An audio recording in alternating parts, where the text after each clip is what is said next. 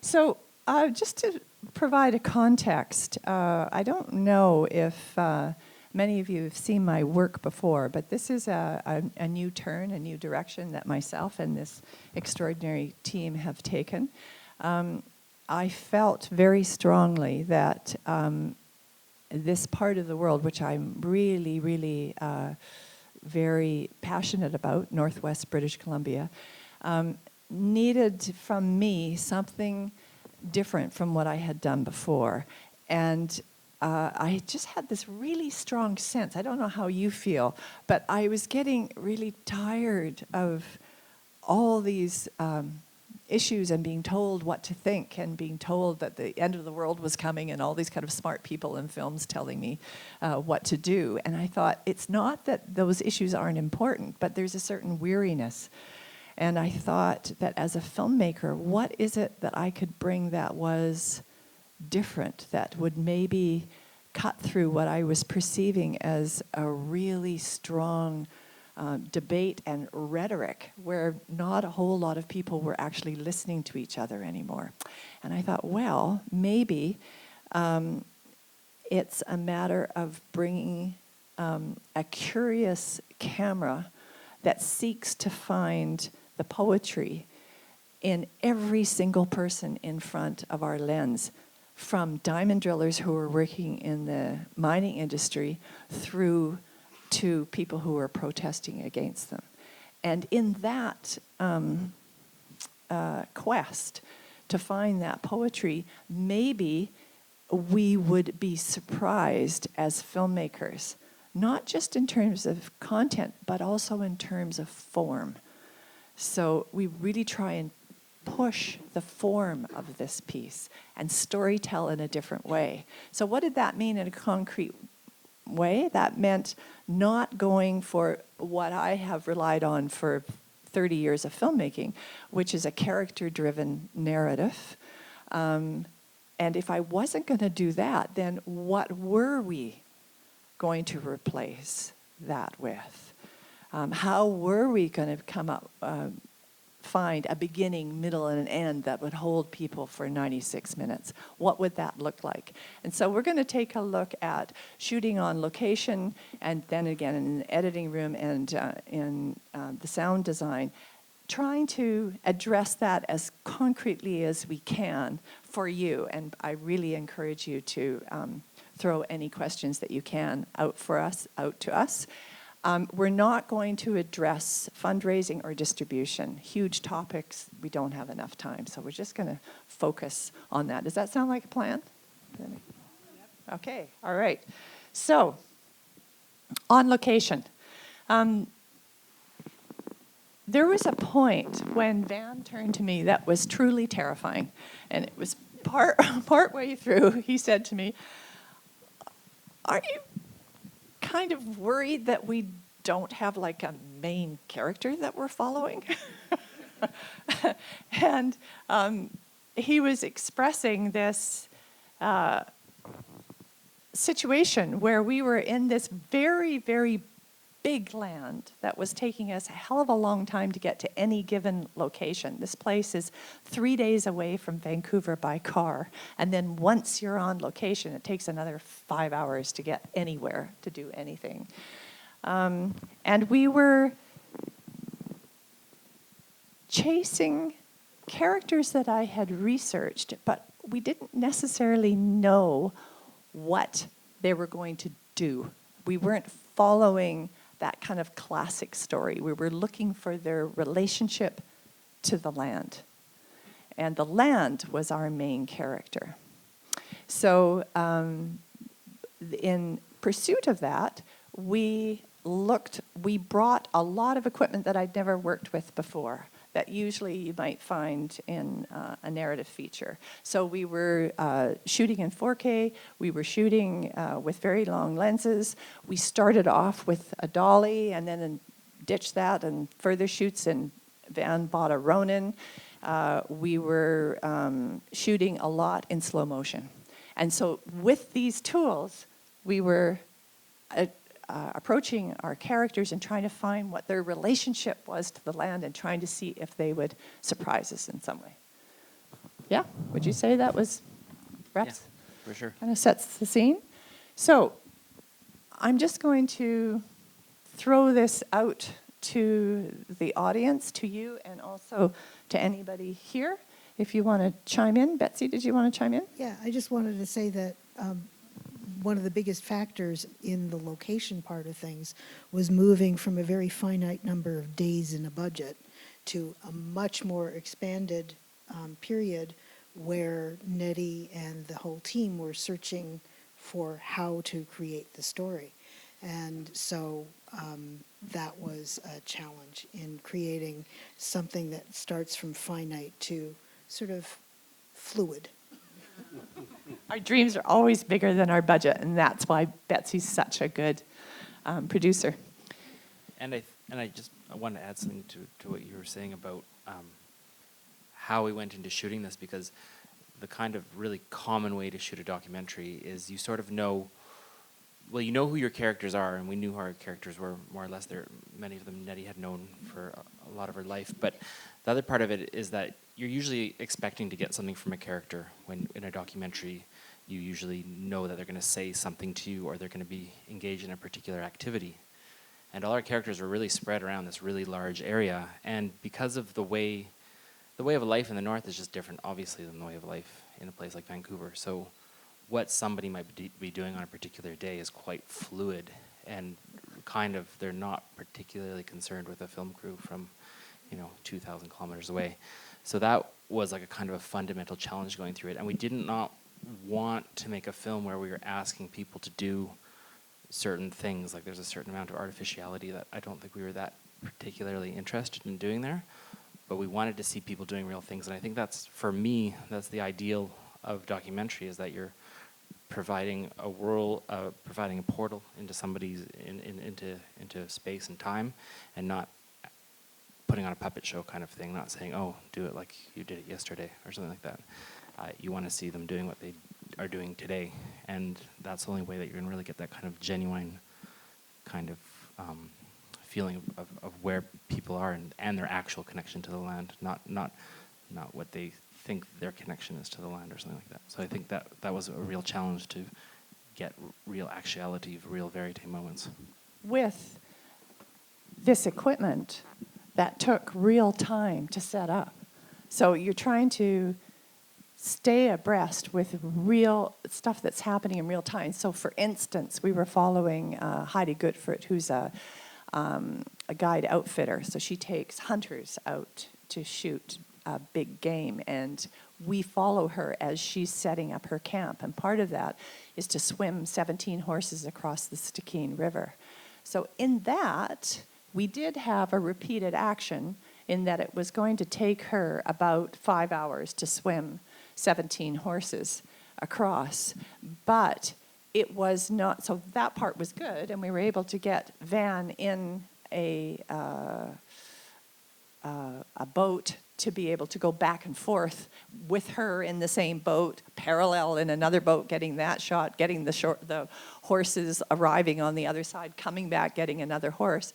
But there's a certain point where we know we want the big shot, and that was once she takes a few guide horses across, she swims a whole bunch of horses all at once. So at that point, Van has to take a guess and line up his camera and hope that when those horses swim, that they swim through the right part of the frame. So we can have a static frame and have this extraordinary motion. And all of that takes a huge amount of planning, and Heidi's not waiting for any of it. And in general, people don't wait. And to anybody cinematographers or directors of documentary here, there's one thing that I'm just finally realizing is people always say, yeah, I'll wait for your go, but they don't. They never ever do. And so in general, that's something I've learned, well, the hard way a couple times, but more or less it's just like, it's a cliche, but you always have to be ready for these people, and you don't want people to wait, and you don't want people to stop. You want people to live their lives in front of you, ideally. And so that was another part of this. And yes, it is harder when you're trying to shoot something cinematic. It is harder when you're trying to to give it like a nice frame, or if you're trying to shoot something with camera movement, something like that. So or no camera movement in that particular Yeah. case, taking a gamble that we would have a static frame. And then the magic happens. Heidi goes through with her boat.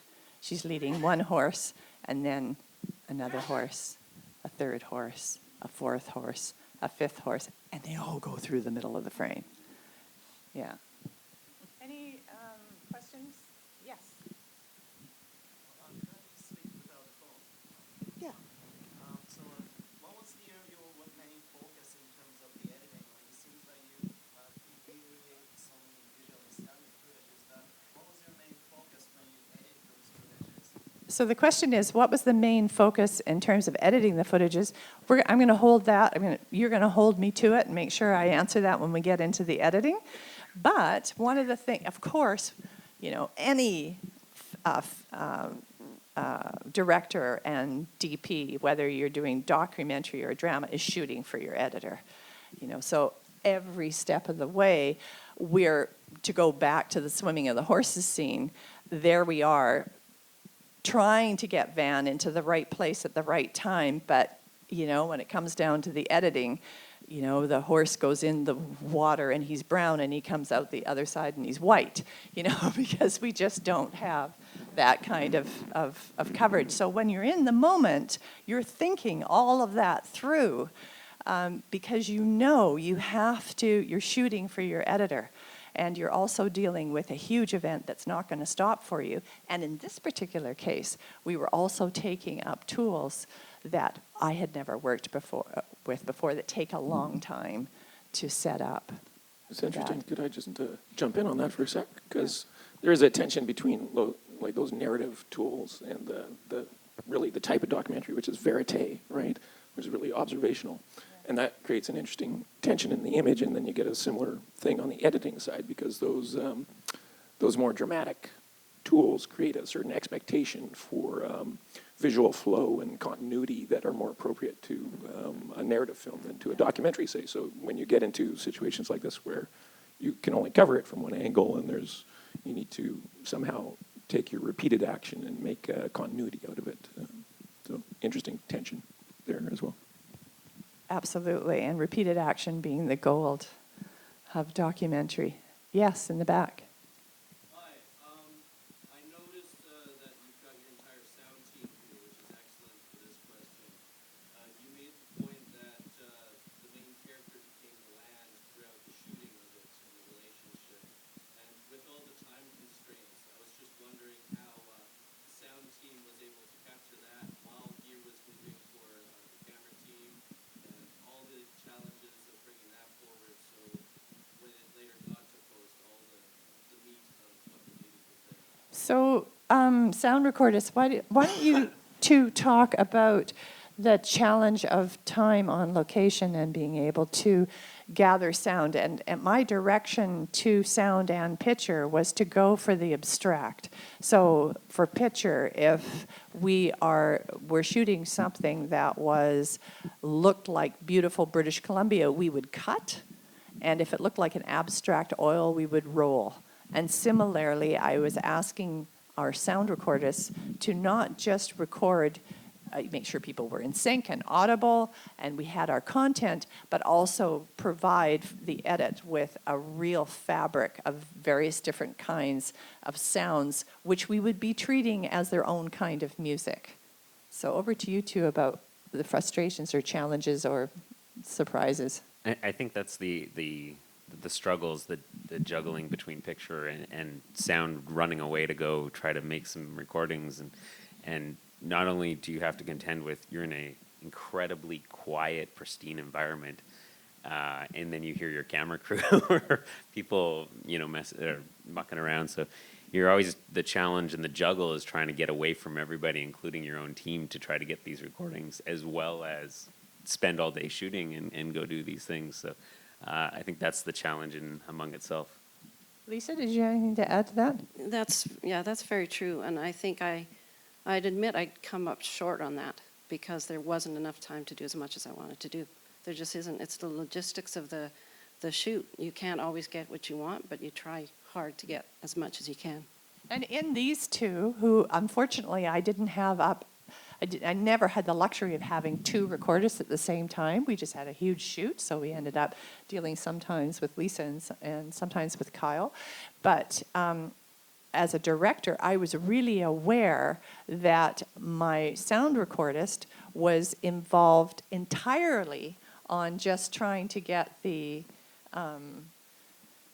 verite sound, the content, and I was not allowing them, our schedule was not allowing them the half hour to 45 minutes to go off on their own and shop for delicious sounds that were recorded cleanly and in a way that was really articulate. This is a huge difficulty when Betsy has the raised a budget that is a miracle unto itself, and then of course when we're on location we're always shooting way beyond the line items, so time is never with us, and sound suffers for sure.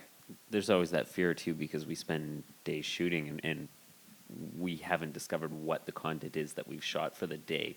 And so there's those struggles as well as trying to deal with, what you got in the day and then going out and doing recordings on top of that. And so it's that never-ending budget. We always need more money.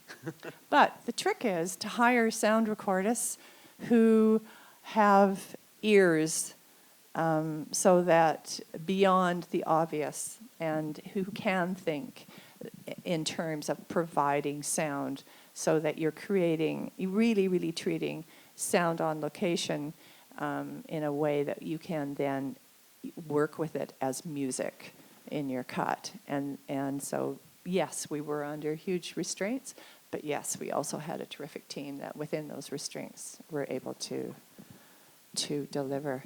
I know something that we did occasionally was just grabbing that extra few seconds after Nettie was finished and was ready to call cut, just hold on for a few more seconds so that sound could continue to record, to provide those tails in the edit suite that you could drag out slightly past the picture if you wanted to blend it or cut. So just knowing to kind of, we would occasionally chat about it beforehand, let us roll once you're happy with what you want. Let us roll just a few more seconds so we can continue to grab whatever it is, because picture cut is not always the ideal sound cut. So, Yeah, absolutely, and certainly very appreciated in the edit room. And I think often sound would roll through picture cuts, and there would be, we would catch bits of dialogue and stuff when camera's off that would be on the soundtracks that might be useful. So great. I know there's tons of questions, and I'm sensing that they're kind of bleeding from one category into another, which is the way it should be, but let's just move our focus into editing so that we have a chance to cover off all of this. So in the edit, we had this, Betsy and I made a decision that we were going to shoot in 4K, and we were going to shoot in widescreen because of this huge land. We wanted to be able to, we thought that it wasn't just a matter of kind of going with the 4K frenzy, but that we actually had, if our main character was the land, then this was a really appropriate tool. It also meant that we had a huge amount of footage to deal with in the editing room. In the end, what was the count, Michael? Just in terms of hours of footage, like on the main shoot, there was about 150 hours that came off of that. I think you maybe went out about seven different shoots, and then 8, and then there was maybe another 60 hours of development footage because you'd been developing it for 2 years prior. And maybe another 30 hours that we got from other people, like GoPro footage from linemen and things like that. And about another 10 hours of archival footage, so maybe about 250 hours altogether. This means Michael was in the editing room shackled to the computer for, how many weeks did we work it out? I think it was about 65. And that was actually not where we started with the budget, as you can imagine, or the delivery date. So this is one challenge. The other was I had not delivered to Michael a classic character-driven story. Oh, I meant to mention this. One of the things that happened while we were shooting, in the terror of having to answer Van's question about, aren't you worried we don't have a kind of walking, talking central character, is that there was a blockade that cropped up in the middle of our shooting period. And in my terror, I would lean back on my old standard way of telling a story, and I wanted that blockade, and I wanted to follow the First Nations who were blockading and the miners who were being blockaded. And there were two things that happened. One was that because the situation was so controversial, I ended up at one point not having access to either, which was a relief to Van and to Michael, both of whom were going, don't shoot the blockade, don't shoot the blockade. Why? Not because it wasn't important, but it was samey. It was, we've all been there. We've seen, I've made that movie before, right? So they were kind of saying, Nettie, if you want to make something different, then do that. Don't fall back on this kind of verite coverage of a blockade. Push that frame. Find ways of storytelling that's not hung up on the same hanger. So that meant, going back to Michael, we had filmed these different people like beads on a string, the string being the land, but I hadn't delivered to him an easy to cut or easier to cut classic storyline. So that was the other. We had all this footage, and we did not have our classic character-driven story with a clear beginning, middle, and end, with a character who wants something and people who are trying to stop that person from getting it. For sure. That was the scene. Yeah. So, I mean, when you talk about looking for the poetry in the film, like, I would say that's sort of along those lines of, if you're treating the film more as a poem than as prose, you're looking for, you're putting your emphasis in different places, right? So you're looking more at images, you're looking at rhythms, you're looking at maybe the aesthetics of language and the spaces around the words, and putting less attention onto things like narrative and conflict and straightforward character. And at the same time, you've got to have something that holds an audience for 96 minutes and has that sense of a beginning, middle, and an end, right? You don't get off. Aristotle doesn't let you off the hook. You still have to have that story. Yeah. But it's more a matter of shifting emphasis than throwing away any like of those music. traditional tools. It's like creating a piece of music. A good piece of music has a rhythm and movements to it. So that was what Michael had to do. Yes. Was there ever a moment where you felt like you were pushing the form too much past the story? Like where you're like, we've gone too abstract? So was there a point where we thought, have we just gone too abstract? That's that we've missed the movie. Yeah. Yes, and that was the discussion very much in the edit room. And every time, I'd look at it, we'd have test screenings, and you know what I would fall back on? I'd fall back on my blockade footage. I go, oh, we need some story. We need to give our characters some kind of a handle.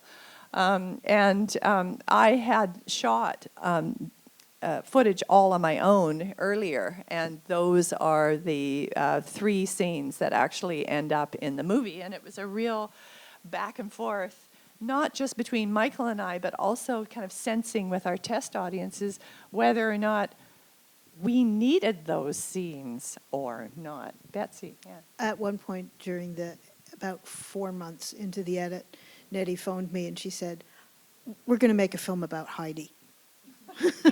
Who was the guide outfitter in the film, and that it was going to be a completely character-driven film. And the rest of the team just said, keep going. And that's just sheer terror, nothing against Heidi. But we had more footage of her. We had a character and she had horses and she had to get them across the river and, and that felt familiar. But what's interesting is during the edit, when we hit the juice, it was with the more abstract pieces. And it might be worth mentioning that the very first scene we cut was the scene of the flying transmission towers, which is a very abstract scene. It's almost like, a scene from a science fiction movie or something, right? There's no dialogue and just big imagery. And that, in a way, was kind of the template for what we were very happy with the scene, kind of a template for what we thought would really be the payoffs in the film. This was the scene where we were filming the world's biggest helicopter, flying 16,000-foot towers to make the Northwest Transmission Line, and these towers are already constructed, and this huge kind of bird picks them up and then carries them over the mountaintops, and as they're clearing the mountaintops, they were catching the sun and glinting like these big crosses flying over. It was extremely surreal, and so we cut it that way. Did you want to jump in? Yeah, I just wanted to say, just to give my kind of opinion about that part, because we talk about these things this film as being like abstract or formal, and I think it's kind of like a misnomer at a certain point, because we're kind of like just accepting that documentary and cinema, it's the normative form of it is like complete narrative, like it's like it should be some form of like picture book, and that is kind of like what's been pushing cinema for like the last few decades.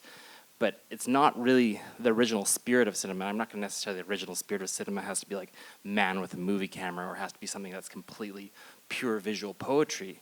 But that is a big part of cinema's history. And I think, personally, documentary and narrative film has lost its way a lot by stopping to tell stories with actual pictures and stopping to rely on the sound and the picture to move people, to move their emotions, and relying way too much on what people are saying. And like a lot of good documentarians have said, if we can make this a radio show, then it should be a radio show. It shouldn't be a film.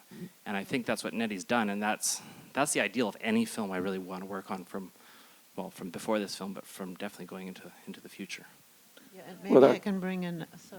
I can bring in a musical term here. Perhaps it's closest to a kind of a polyphony, in that we have different visual rhythms going throughout, like Heidi's story, but then there is the people who put in the electrical lines. There are the First Nations various stories. There's a polyphony of images that are weaving in and out of each other in different rhythms, and I think that's what you were trying to do, and certainly you were very successful in that, and that's where I think the poetry lies, is that we have these different lines to follow throughout the film, different layers at all times, and in our memory we carry Heidi with us throughout the film, and then she reappears, but in between we hear everything else about the landscape and the people in it. And just to get back to that original question about the abstract, there is one scene in particular in our film, which is where we filmed stick gambling, which is filmed it in super slow motion, and we're in fairly tight with the players, and it's I would say probably that the vast majority of the people who come to our film have absolutely no idea what's happening on that screen. And when I was filming it, I have to tell you, I had no idea what the rules were, and they kept telling me, and it didn't make any sense, except for one thing. On an emotional level, I realized that these people were transcendent. They were going to some other place, and there was this weird energy that was being thrown around, and that was our job of artists, was to try and capture it. Interestingly enough, when we shot it at 24 frames a second, we looked at it that night, and Jordan Patterson was actually shooting it at that time, and we looked at it and went, this doesn't have any of the magic that we were seeing. The next day, we shot it in slow motion, and it just, we went into the abstract, and it opened up, and there's all these extraordinary images of First Nations people doing something that's loaded in some way. And we use that as a grace note in the film of another way of being and seeing. That's its role in the movie. And it's not content driven really at all. And that's important. That's important that you say. Sorry, that's important that Nettie says that it didn't work in real time, because we have this assumption that people see things in real time, that as human beings we experience the world in real time, but we don't. We experience the world through the filter of our brain, and I'm sure Michael can speak to that. When you're cutting something or when you're trying to convey something in film, you have to take that into account. You're kind of recreating, you're building a new experience for people that is analogous to their human experience, and just showing something in real time might not actually show what it's really like to be there. So you have to use tricks, or you have to use technique. Yeah, to use Just art. to pull a few of those things together, for instance, like what you're saying, part of the reason it's 65 weeks in the edit room is because there was no radio cut, right? Like, it's not being told through interviews. Like, that's, documentary gets pulled a lot in the direction of journalism because it's quicker and cheaper to do it that way. But we were hoping to do something that relies more on images and creates that space for the audience to make meaning, as opposed to supplying the meaning to them. Yeah, I kind of lost my thread. But. So I'm just going to fold this into sound for the last 15 minutes. And as you can see, sound and picture are really, really wedded. The direction that I gave the recordists and then the people creating this soundscape and Jesse creating the music was that the sound would move from the concrete into this abstract, just like our picture. And that it would be really cool if we didn't know where one started and the other one ended. And that every sound in the film, including dialogue, is music of a kind. And that I was going for a soundscape as opposed to a soundtrack.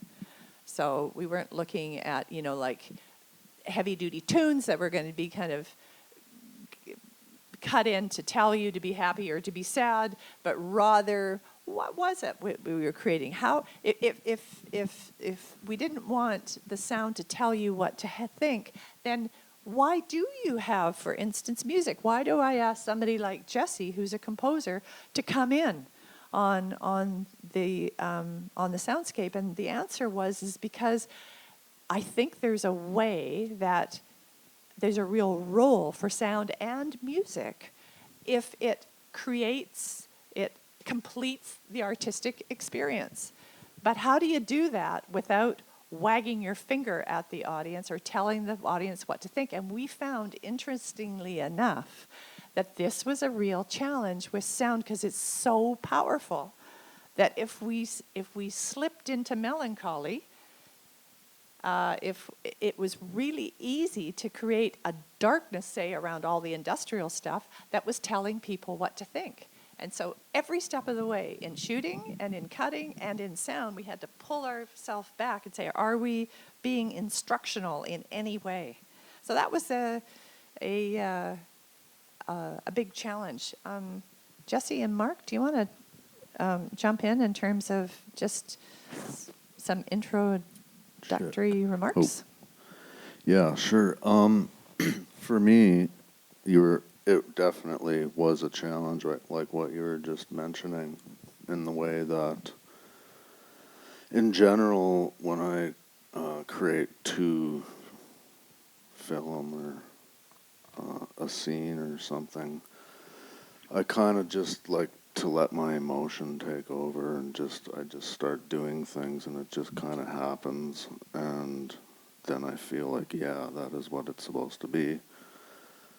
So I kind of did that, and in general, I think I like more surreal, kind of almost dark sounds, which sometimes can be a bit much to handle for some and you mentioned scenarios. You mentioned at one point that it seemed that the more into the abstract you went as a musician, as a composer, that naturally led you into a darker place. Yeah, I don't know if that was just my the time in my life or what exactly, but I've been working on a lot of other projects where that is kind of the focus as well from what I'm doing, I think. So maybe this just extended off of that. But anyways, I kind of felt like, so I basically created a whole score for the whole film, and I was feeling like, oh, this feels really good. I like it. Okay, good. Here you go. And then it kind of wasn't really right for the situations. Aspects of it were right, and other parts of it were just not what Nettie was kind of looking for, I think. And so basically, we realized that it kind of needed to be ripped apart into pieces and kind of like just like salt and pepper around the scenario, which is something that for me, I've never really done it quite like that before. So, you know, it felt a little weird at first, and then I kind of understood later on that that is what kind of needed to happen. And also the space of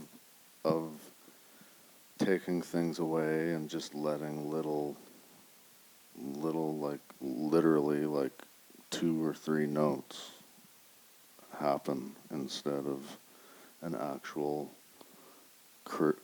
full creation was kind of what needed to occur. So Mark kind of took everything that I gave and just kind of like rearranged and moved things around, and Hildy had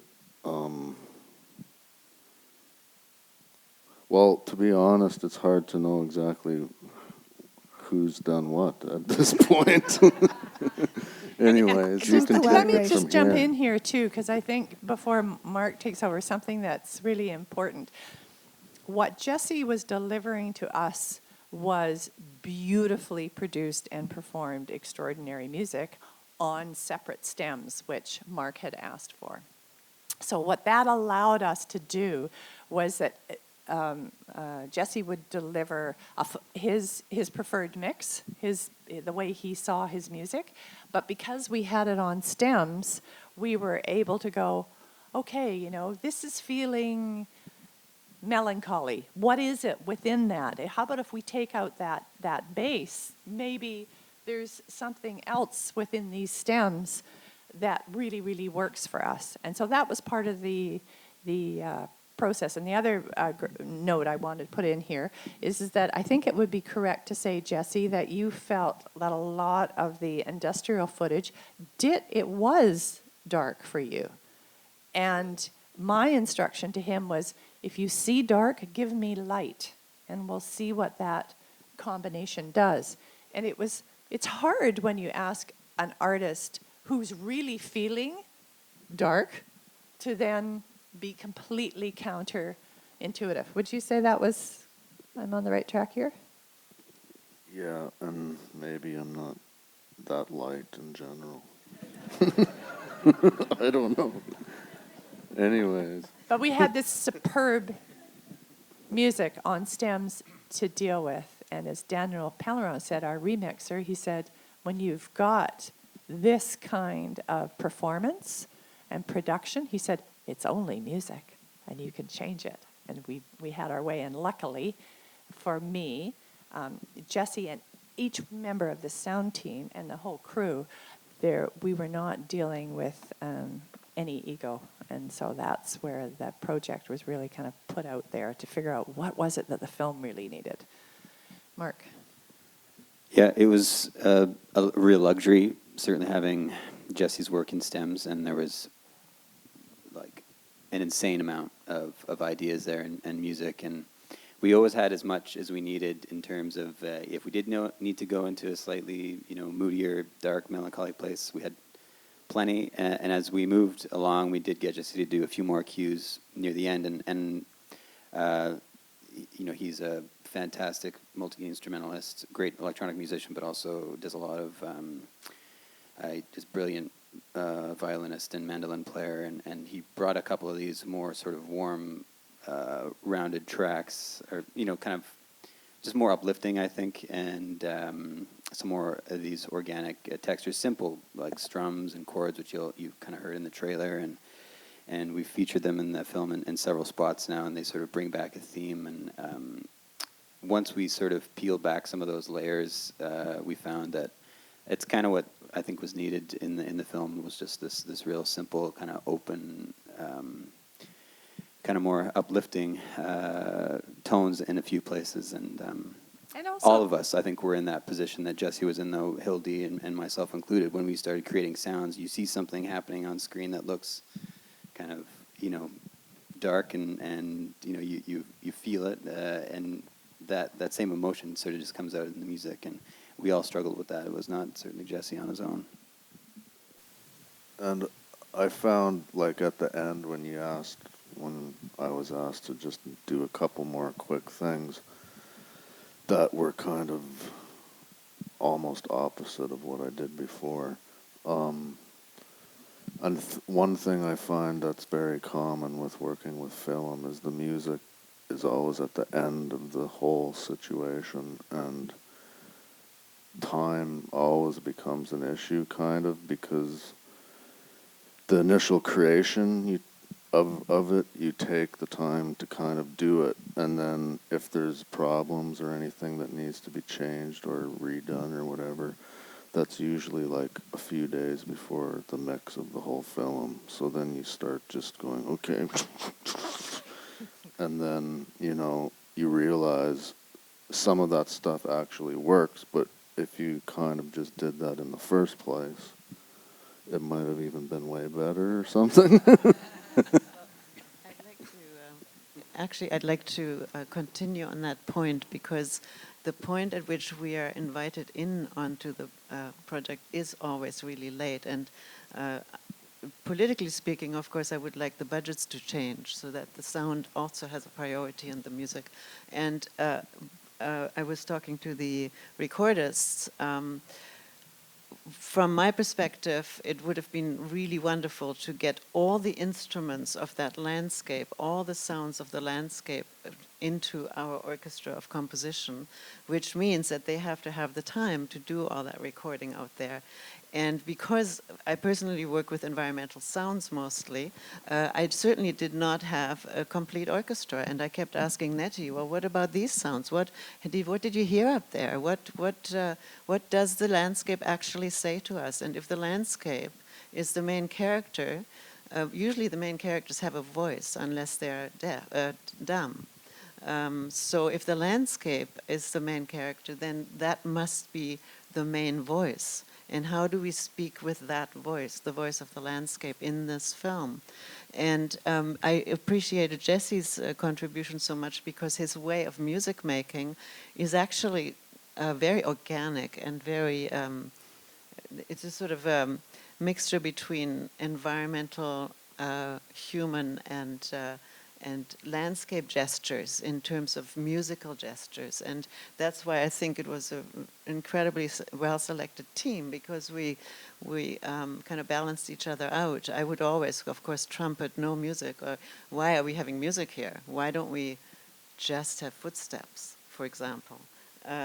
And so that was my extreme perspective, but with all these different perspectives in the team. And Mark basically just putting it all together, and then Danielle coming in, doing his brilliant sound work, and he has this beautiful ear from the film world, and the experience managed to put it into something I think we're relatively happy with. Yeah. I'll tell you a little story just to wrap up on the sound side of it, which you'll appreciate and speaks to many of the themes that have been stated here.